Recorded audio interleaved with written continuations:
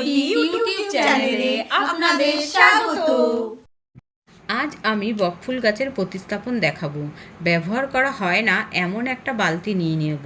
ছাদ বাগান আমাদের এমন একটা জায়গা যেখানে ফেলে রাখা জিনিসগুলো ব্যবহার করে একটা মনোরম জায়গা তৈরি করা যায়। বালতির নিচে বেশ খানিকটা বালি দিয়ে নেব। জল পাস করার ব্যবস্থাটা করে নেব, জলটা যেন কোনোভাবেই জমে না থাকে।